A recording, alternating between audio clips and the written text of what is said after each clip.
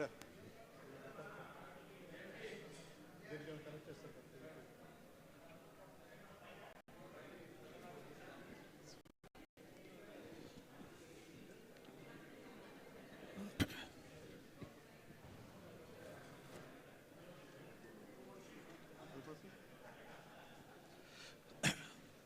evening, sir. Good evening.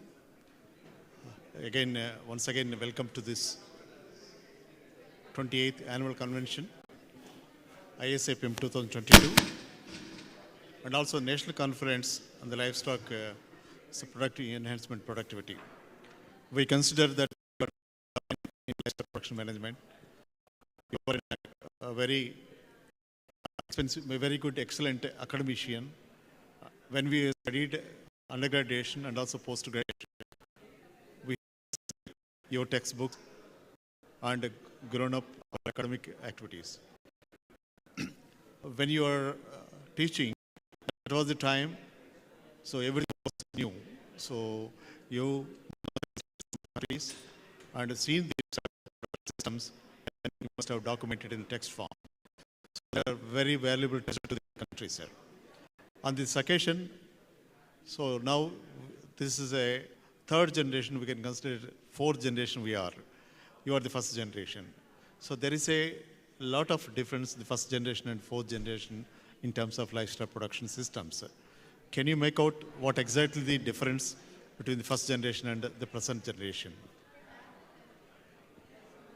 Yeah, when I came here and attended this conference and attended various sessions, it was an eye-opener to me how far backward I am and how far the science has progressed, the youngsters in what type of technology and what type of instruments they are using. After all, livestock production, in my opinion, was a very mundane science for the common man, for the common farmer. But it has advanced to high levels of technology. And the youngsters, their presentations, their research is something outstanding, and which I appreciate and cherish. Right. Do you believe that our scientists are meeting the requirements of the farmers now? The present academicians and scientists?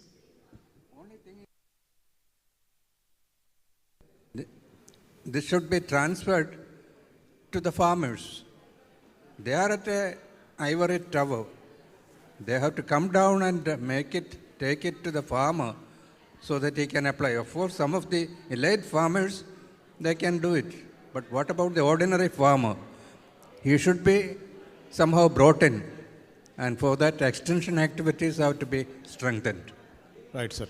Then coming to the climate change issues, sir. When you have written some textbooks, you have mentioned THA levels differently. When we are doing research and using those values, so that is to be, now we understand that those values to be revisited in the changing climate situation. Yeah. Is it true? So what kind of changes we need to do? Because those values were pertaining when the climate was good. Now the climate is changing, those thermohumidity index, the values need to be changed. What is your opinion, sir? You see, at that time, of course, the climatic change and its consequences were at a very far distance. But now it is at our doorstep. We have only 4 or 5 years to until it attacks us. So we have to change our strategies. We have to change our baseline and move forward. Right, sir. Coming to the present farming system, sir, especially in metro cities, some of the NRIs and the IT persons, they are moving towards more of automation. But in spite of that, many of the automated, like where the farming systems integrated with automation, they're not proved to be very profitable in Indian conditions. So what do you suggest for the new entrepreneurs, whether the automation is needed for the farming systems in Indian conditions, and also if it is needed, to what extent the automation can be taken up? You see, they are competing with people who are producing with zero input or very limited, very small input, whereas they have made lot of investment. And the prices they can get for their product within India is very limited. They have to produce quality material and find an export market because their systems are just like on par with what is there in the West. You have to advertise it there and make, this has to be procured separately and exported separately. Then only they can survive. That's wonderful, sir. Then coming to the other contemporary, some of the conflictable issues in terms of policy initiatives, like cow ban, cow slaughter ban. Those things are cropping up in many states of the country. What should be the policy perspective for the country in terms of how we should look the cow, how we should look the meat animal, how we should look the milk animal? What should be the perspective of the government policies? Because I think at this stage, you have a big heart to and a liberty to advise the government, because this is one conflict is going on all over the country. You see, in fact, there is no real conflict because in our heritage, culture, and history, we cannot reverse it all of a sudden. And since there is a political undercurrent on this also, we cannot change it immediately. For South India, especially for the states of Kerala, Tamil Nadu, and Karnataka. Kerala, of course, we are beefeating. And it is a sink for Karnataka and Tamil Nadu, and to some extent Andhra Pradesh and Telangana. Animals are brought to Kerala, and we consume and we take the path or the sin of slaughtering these animals for the sake of others, I should say. Maybe in Northeast also this problem doesn't exist, but we have to maintain the cows whom we call Gomata. She has to be cultivated, she has to be maintained with reverence. And in old age, there should be given solace by making pinjara poles and such places where these animals can be kept and at least fed. They should not be driven into the street. They should not be just loitering around and spoiling others' crops. So this is the only thing for the time being we can do. Maybe in years to come, our perspectives may change, I don't know. But I may not live to see that one. Sir, your presence in this conference is a big glitter added to everybody. And we got confidence that an encyclopedia is here, so that what we talk, what we present, you always there to correct us. But here, what exactly, how you rate this conference in terms of technical papers, the attitude of the scientists, young scientists, and the perspectives of the veterinary sciences going on in our country? Well, among the technical papers, some of them were excellent, some of them were good, but some of them were mediocre and below standard, I should say. The students, some of them presented well, but they require more schooling, more instruction in how to present within a limited time. They are given only 3 minutes to present. And if they start with the history of animal husbandry in India and try to come to the point, they will not get time to put their findings and conclusions. Right. For every minute, you are observing all the papers, taking the conclusions and writing everything. So can you tell what 3 important recommendations we can give out of this conference to the policymakers, researchers, academicians? 3 major, if you feel that, what are the priorities where you can really recommend out of this? That's going to be a very valid information, sir, for us. One is that there should be a systematic calculation as to the expenditure cost of production as well as the prices they can get. They must get a sufficient profit. The farmer should get a sufficient profit so that apart from his labor, he should also make a profit out of the work he is doing. Then only he will have the incentive to adapt modern technologies. So this is my recommendation number one. Yes. That there should be a proper evaluation of the cost, and apart from the cost, he should get a profit. So thank you very much, sir. This is a wonderful interaction with you. I think this is my lifetime biggest experience. Thank you very much, sir, for meeting your senior. Oh, thank you. Thank you for it. First of all, we really thank from the side of participants because it is one of its kind in hybrid mode, sir. For the first time in our veterinary profession, we have done it and executed very well. All are benefited. Sir, in this scenario of climatic change, what take-home message you will give for the researchers who have come across India, both in online and offline mode? So we have discussed from 2 days. So what kind of researches we have to do on this climatic change?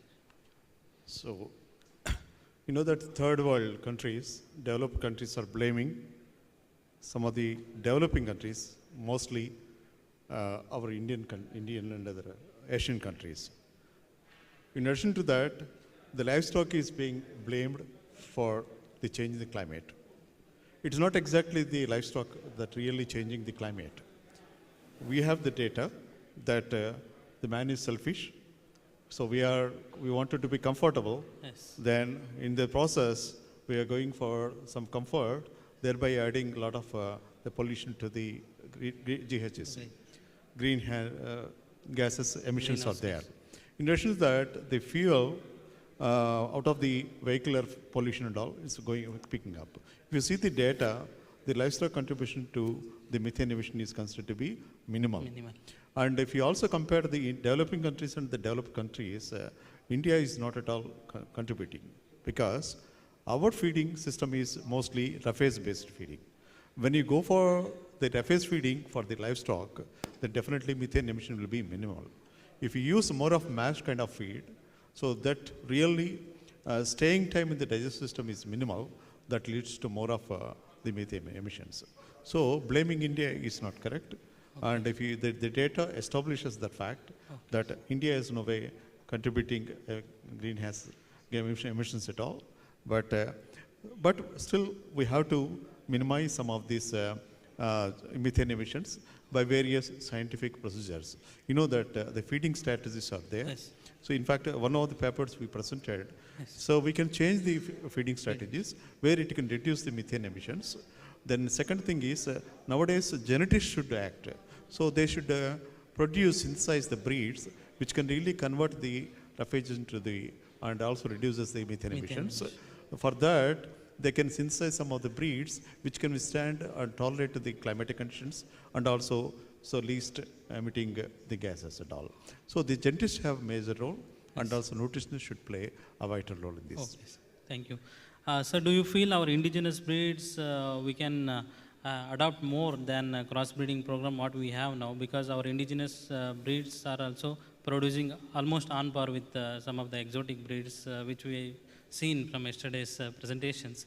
So what do you feel, sir, regarding our indigenous breeds especially? Yeah, our indigenous is always they prove to be more vital for us.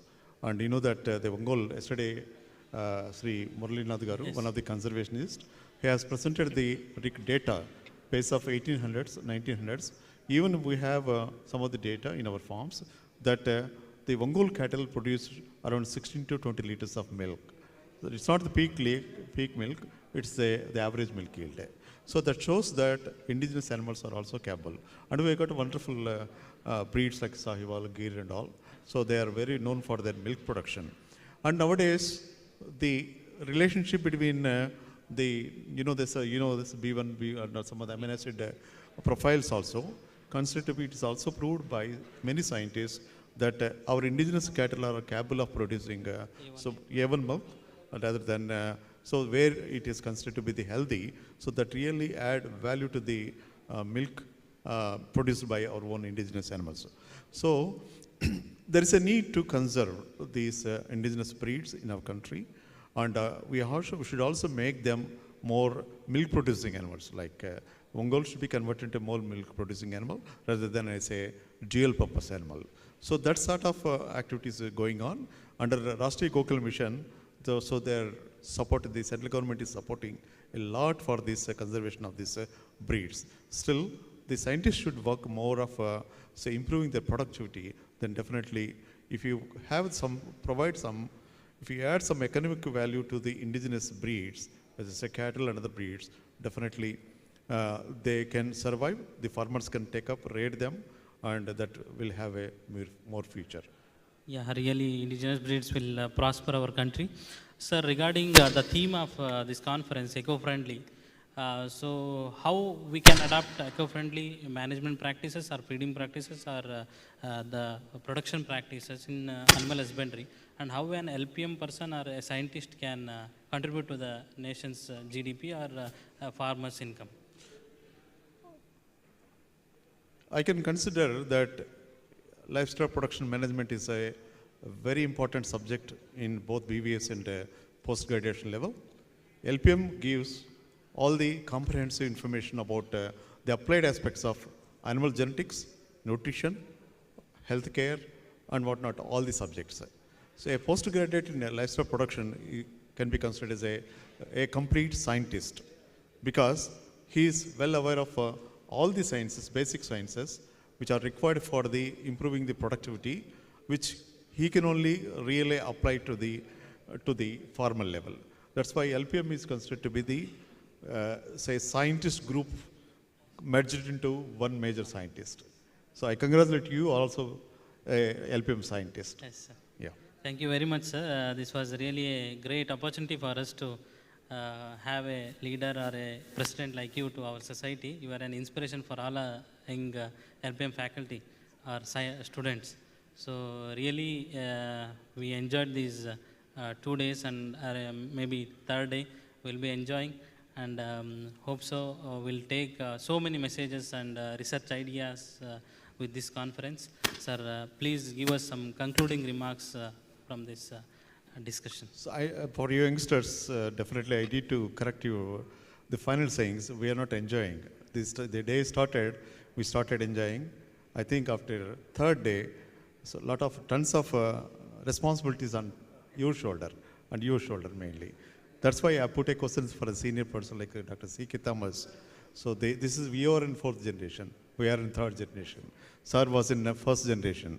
So the burden is every time adding to you. So I feel that before leaving this Vizag campus, you should go with tons of responsibilities on your shoulder rather than enjoyment. So I wish you all the best. Thank you very much, sir.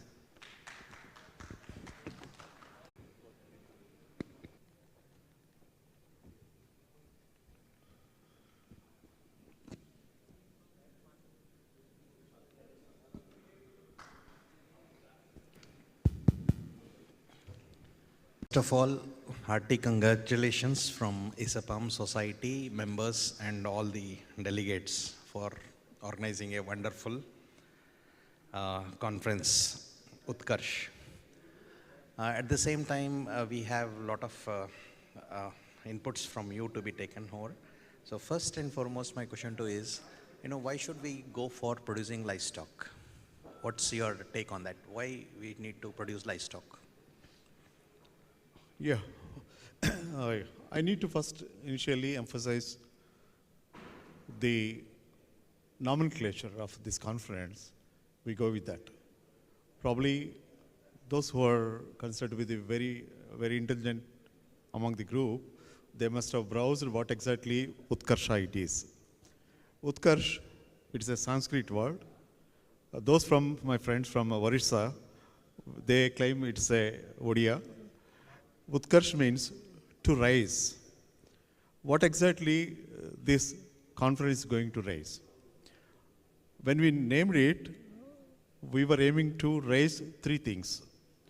We want to raise the knowledge power of the scientists of LPM participating both online and offline.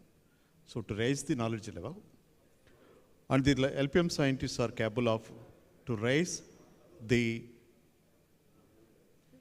income, livelihoods, and empowerment of the farmers. Then to raise again the animal kingdom, especially animal population, which are really productive and useful to the animals. So these are the aim of 3. Now coming to your point, so why should we raise the population? In fact, if you see the latest policy initiatives, all the governments globally and also in India, we are moving forward to raise the productivity rather than the mass. You got point? So our policies are moving towards enhancement of the productivity quantitatively rather than the population. Fortunately, if you see some of the Indian breeds coming to the small ruminants, our Indian breeds are more prolific. So nature provides, God has provided them to produce more number of litter size, and that's why our population is not much changing. Or other words, you can say enhanced.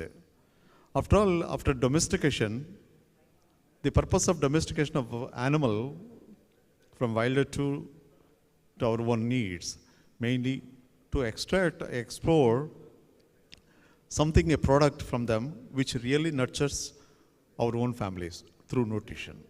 So definitely, somebody was mentioning, I'm also agriculture, nutrition and health worker campaigning for International Food Policy Research Institute. We give propagation, we give campaign for more consumption of animal source food, ASF, because they are considered to be the complete diets. Unless we produce more number of animals, we synthesize more number of animals, the mankind cannot be nutritious. So in order to nutritionally secure society, we need to synthesize, enhance the number of livestock.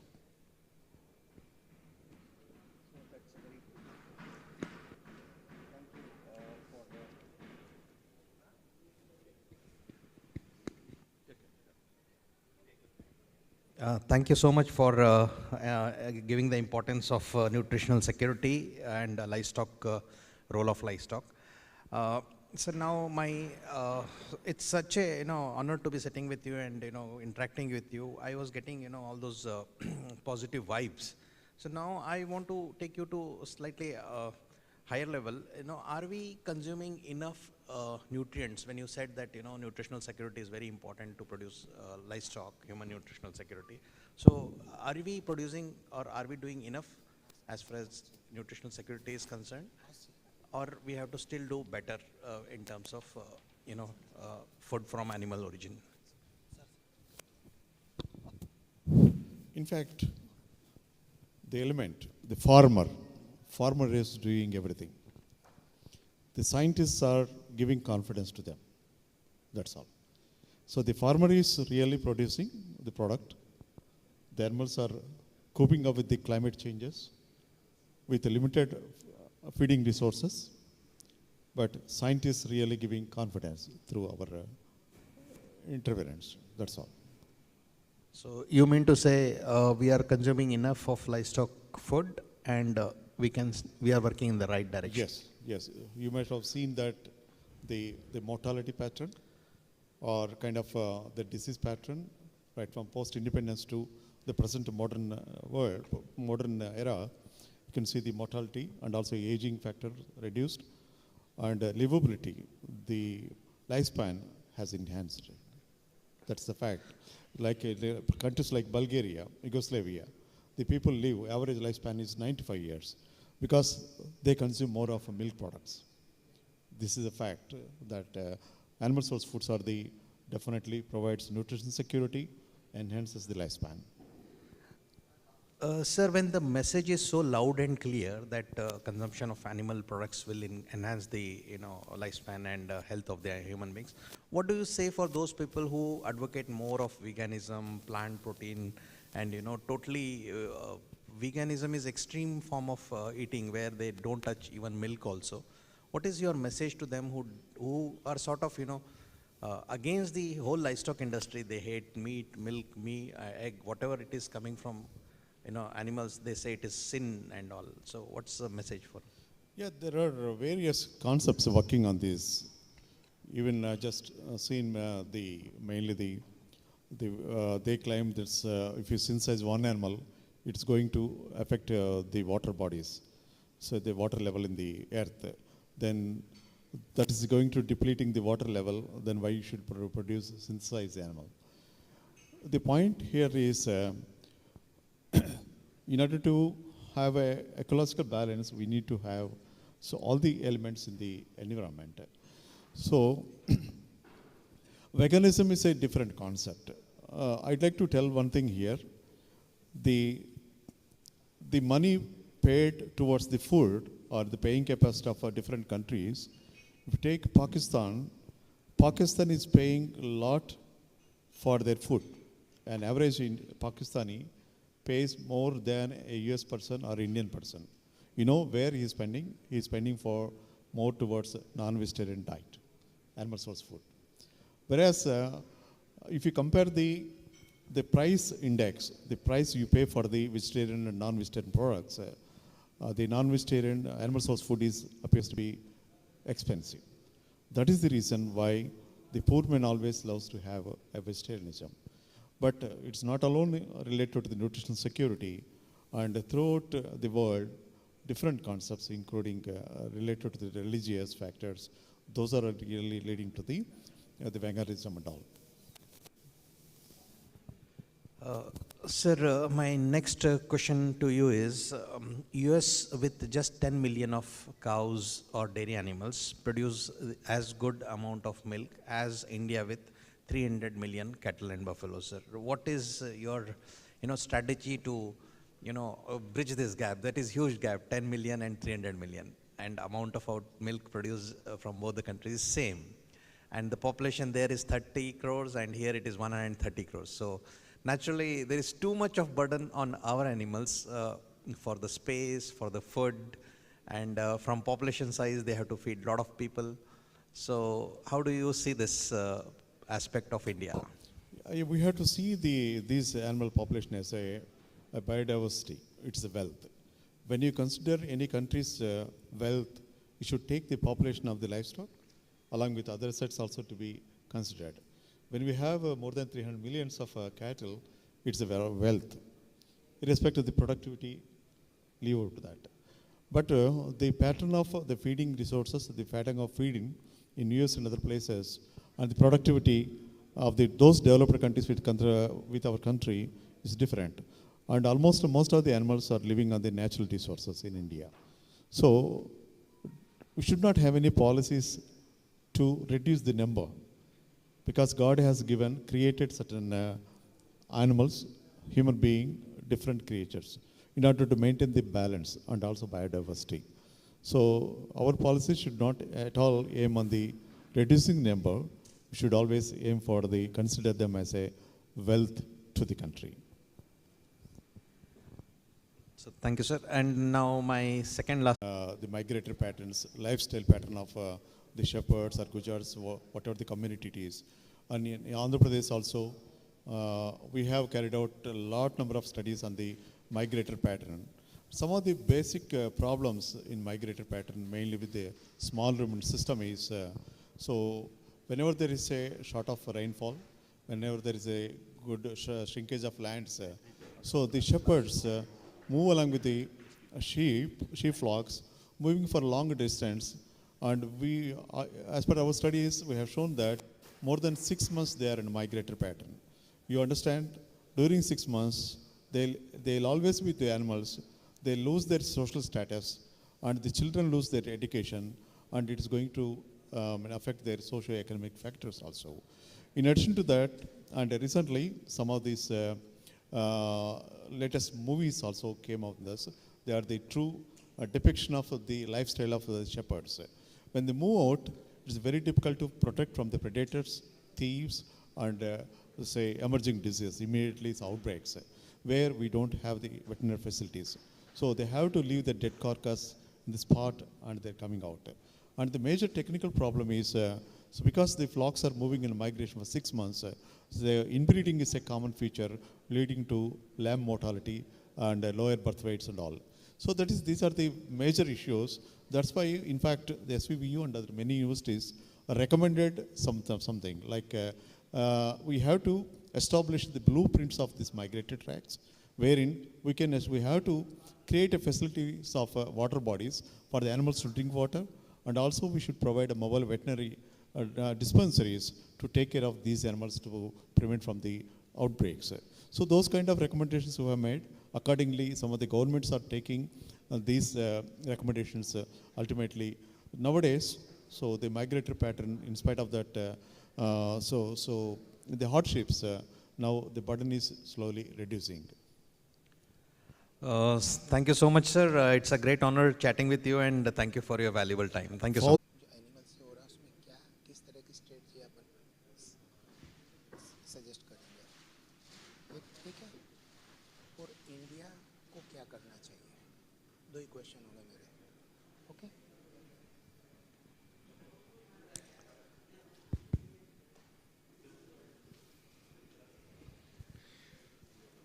Sir, हम पिछले 2 दिन से एक चर्चा कर रहे हैं इस राष्ट्रीय परिसंवाद में कि पशुओं से जो ग्लोबल वार्मिंग का प्रश्न एक उपस्थित किया जा रहा है बार बार कि भारतीय पशु ज़्यादा मीथेन पैदा करते हैं, क्या ये आपके हिसाब से सही है? अगर ये सही नहीं है तो फिर सही क्या है, आप बताइए. नहीं, ये सही बात नहीं है कि Indian cows they are more polluting more to the environment. ये स्टेटमेंट बिल्कुल सही नहीं है. और नो डाउट क्योंकि जो गाय है वो रूमिनेंट्स है, उसमें तो मीथेन एमिशन तो होगा ही होगा. लेकिन the scientist they have developed different strategies, particularly with respect to feeding, with respect to utilization of dung for other purposes, converting them to biogas and other products. And nowadays, starting from the concept of Panchagavya to other products also, the dung and other things are very efficiently being utilized in India. Thereby that methane production has been reduced considerably. So it is not true that India is the major country that is contributing towards methane emission. Sir, Bharat की जो जलवायु है उसके अनुसार जो यहाँ की indigenous breed है उनसे जो मीथेन का उत्सर्जन होता है वो कंपैरेटिवली क्रॉस ब्रेड से कम है. लेकिन फिर भी हम पे आरोप लगाया जाता है कि भारत के पशु ज़्यादा मीथेन पैदा करते हैं. हमारा कंट्रीब्यूशन भी, हमारे पशुओं का कंट्रीब्यूशन भी ग्लोबल वार्मिंग में दूसरे जो उन्नत राष्ट्र है उनसे कम है. तो फिर हमें इसके लिए क्यों आरोपित बनाया जाता है? आप इस बारे में क्या कहना चाहेंगे? Because of the high population of cattle, buffalo, sheep, goat in India, we have got a very huge population. Nowadays, government of India is also giving emphasis, particularly for conservation of native germplasm. And the indigenous stock of what is available in our country, they are having a significant role, and their production potential is also far better compared to other animal. If you will see the intake of feed, fodder, etc. into consideration, along with the disease resistance and other things. So more and more indigenous stocks of India, particularly the recognized breed like Sindhi, Sahiwal and other breeds, including those are nondescript but they are having outstanding performance in certain region of different states. If at all a state is having some may not be exactly recognized breed, it may be one type of native to that particular place or locality, and that particular animal is to be conserved. More and more emphasis to be given. The scientists should work accordingly so that native germplasm to be conserved for future generation, so that we'll be getting more output from the native animal, not only for going for crossbreeding, utilizing other breeds. Sir, हमारे अलग अलग राज्यों के युवा वैज्ञानिकों ने 2 दिन से, कल भी और आज भी, अलग अलग राज्य से जो आए हैं उन्होंने अपने इस विषय पे विचार रखे हैं और सबका मंतव्य जितना मैंने समझ पाया हूँ वो ये है कि हमें जो हमारा बायोगैस रिसोर्स जो एनिमल वेस्ट है उसको हम किस तरह से प्रोसेस करें, मीन्स उससे कैसे बायोगैस प्रोड्यूस करें, किस तरह से उसमें हम बायो सीएनजी वगैरह पैदा करें, जिससे किसान भी आत्मनिर्भर होगा, किसान की आय भी बढ़ेगी। और यहाँ पे बहुत अच्छे अच्छे सुझाव हमारे युवा वैज्ञानिकों ने दिए हैं। तो इस पाम के प्लेटफॉर्म से आप हमारे किसानों को क्या संदेश देना चाहेंगे? India is a vast country with various agroclimatic conditions. हर जगह में, हर स्टेट में climatic condition little bit variation है। तो जो इंडिजिनस स्टॉक है, जो जिस लोकेलिटी में जिस प्रकार का स्टॉक अवेलेबल है, उसको वहाँ रेजिंग करवा के, उसी ऊपर काम करवा के, उसमें से जो प्रोडक्ट निकलेगा, जैसे कि suppose for example there is production of milk, there are some breeds of cattle where the milk is having several uses. Not only it is utilized for human being feeding, but with respect to some sorts of fatty acid and with respect to other things also, particularly about that gobar gas production utilizing the cow dung. आपने आज ये देखे होंगे, एक farmers, एक scientist आप बता सोचिए, how he has utilized the animal product so efficiently that not for housing, for preparation of house also, for construction of house, even in bricks, how he was utilizing, and thereby reducing the temperature, particularly in the era of global warming, when the temperature is rising, and by utilizing the dung and other thing, how the persons, the farmers, they can utilize that one. Thereby they can cool their room, cool their house even, and that was there was one program and demonstration.